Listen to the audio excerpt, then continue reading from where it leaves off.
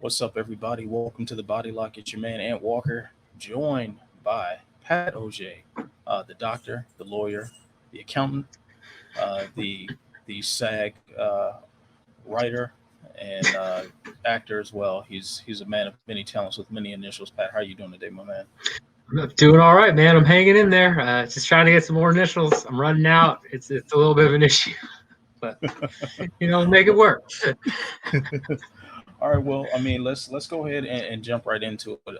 The first order of business that we have to discuss is one Renzo Gracie and sort of the fallout of Karim Zidan's article on Bloody Elbow, detailing some of the more regrettable aspects of Renzo Gracie, his career as a MMA legend, Brazilian Jiu-Jitsu pioneer as well, and some sort of odd associations there that we wouldn't necessarily subscribe to based on his charming demeanor and whatnot. However, um, the main focus is we had Chatri Sityodtong, a frequent topic of discussion amongst us.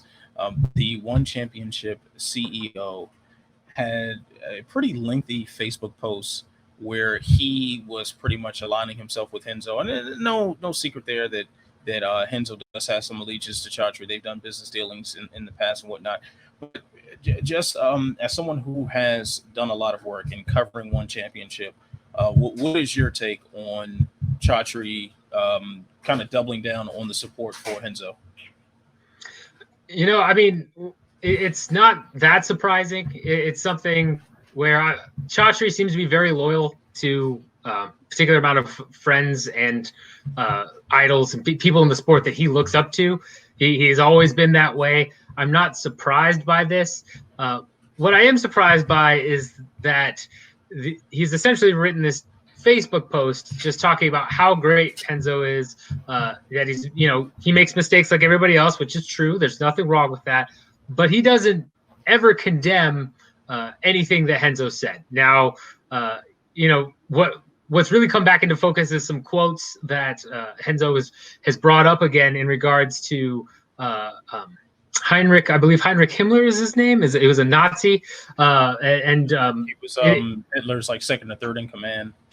Right, and the quote in itself, is not so bad. It's not. It's more of the source, and the fact that he's quoted the source and not apologized, saying, "Oh, this source shouldn't be quoted," or that I'm sorry, I took it from this source. He's just been he's made jokes about it. He said, "Oh, it's fine. I'm quoting these people, not a big deal." And Chatri is coming to his aid. Now, with that, as a friend, you would think that Chatri would be able to also, just for the look of One Championship's brand as well, you would say, yes, Renzo's a legend in the sport. He's a pioneer. He's done all of these things.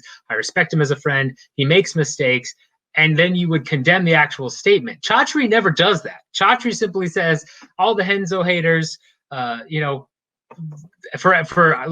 pull up the quote here specifically. For every hater, Renzo has millions of fans who stand by him. For every enemy, he has an entire army of friends who would jump to a street fight alongside him, myself included. I always prefer peace, but I would go to war for my brother Renzo any day of the week.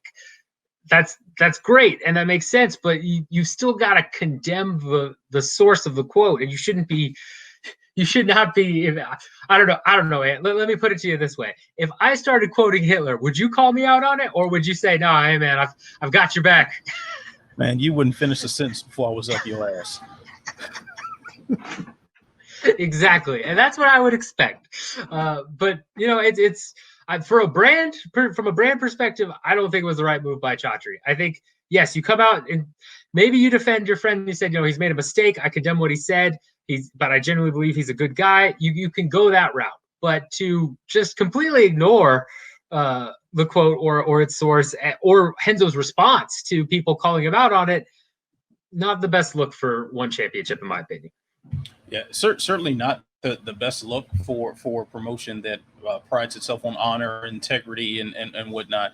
I feel kind of strange talking about this simply because I've now been entangled in the aftermath of this article, due to me making a simple snarky remark on a retweet Karim Zidan's article. But I'm very intrigued by this sort of duality that people in mixed martial arts don't seem to be able to grasp about human beings.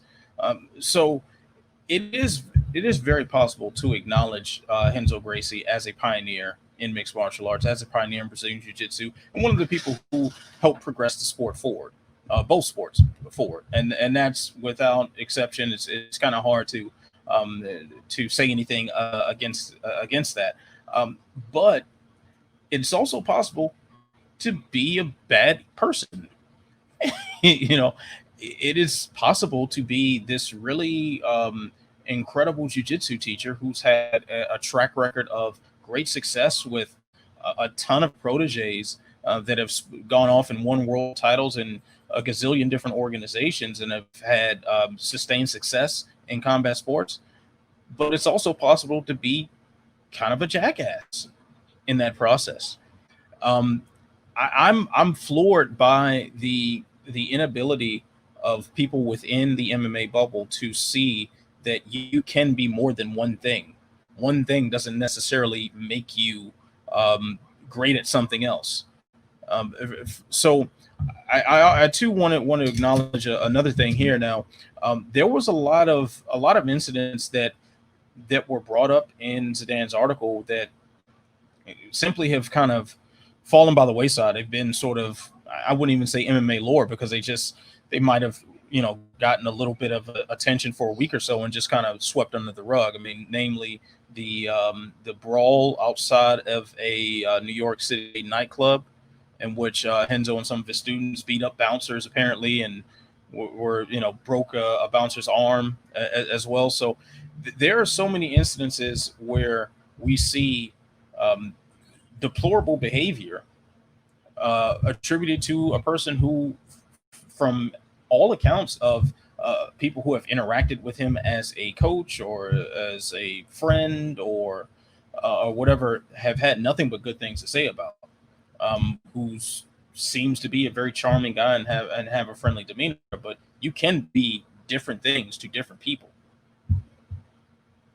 100%. I mean, when you're looking at stars within the sport, any sport, that could be the NFL, the MLB, and any professional athlete, you're going to find instances of them being lauded with praise from their works with charity, for what they do on the field, with coaches, with other players, and then they're going to have issues off the field, right? This is a common thread amongst most professional sports, and MMA is no different. Renzo Gracie has been a pioneer for the sport. He is a mini celebrity within the sport. He's part of the Gracie family. He always will be. That doesn't excuse his actions off the field, and it doesn't mean that you should necessarily just ignore them. But that is something that's common amongst fans in any sport, and that's what's really happening here. Is, well, we want to talk about what Renzo's done in the cage. We want to talk he's a legend and he's a pioneer. We don't want to hear about what he said or done. We don't want to hear about him attacking nightclub bouncers, things of that nature. But that's not fair, because if you're evaluating a person as a whole, you have to look at their art and their performances within the sport, but then you also have to look with their actions outside the cage. So I feel like it's a fair criticism that Zidan brought up in his article. I felt that most of what he said was fair criticism, and I feel like if Renzo simply apologized and gave an actual remorseful hey, I'm sorry, I did these things, I'm not a perfect person, that's acceptable. People aren't perfect, they make mistakes. The fact that he hasn't even done that, and that people are clamoring to his side, that Chatri's, defending him, not even acknowledging the statements or things that he's done or what was published in that article, again, doesn't bode well or speak well of the sport in itself, and can be part of the reason why we are pigeonholed as MMA. We're pigeonholed into this kind of freak showish sport, and we have some of the craziness that we do. It's for things like this. Could you imagine? I mean, look at Deshaun Jackson. That's a perfect example in the NBA. With his sentiments, you have multiple people coming out and saying his statements were wrong, that he should apologize, and it's understood.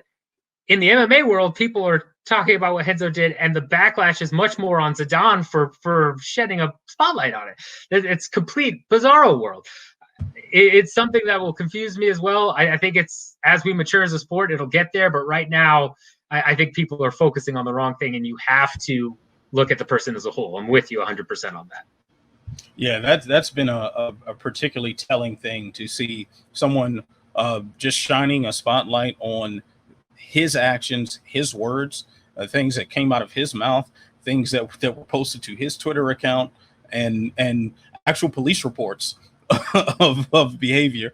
And the reply is, "You're a hater because he's a good jiu-jitsu teacher." I'm sorry. These two things are completely unrelated. So it would be interesting to see. Like you said, it's interesting to compare how other sports handle these sort of fiascos. The Sean Jackson example is right on the money. To have at the same time someone in MMA being called out for alleged Nazi sympathizing, and then have someone in the NFL be called out for something along those lines, and seeing the two reactions of the fan bases and of pundits and stuff surrounding it has been telling, to say the least. So if the sport of mixed martial arts wants to be respected on the level of the mainstream sports, it's probably a good time to start, adopting some level of mainstream mentality when it comes to handling some of these sort of regrettable instances. Yeah, no, it's time for us to, if you want the sport to get to the next level, you're going to have to acknowledge that, and we're going to have to, as a whole, get past this. The hate for the media is there. For asking simple questions, bringing up valid points, that has to stop. Will we get there? Anybody's guess, but I'll get a couple more initials next to my name. We'll figure it out. I'll write something up. And if we don't, and people still come at the media for asking valid questions, I'm for the smoke, whatever.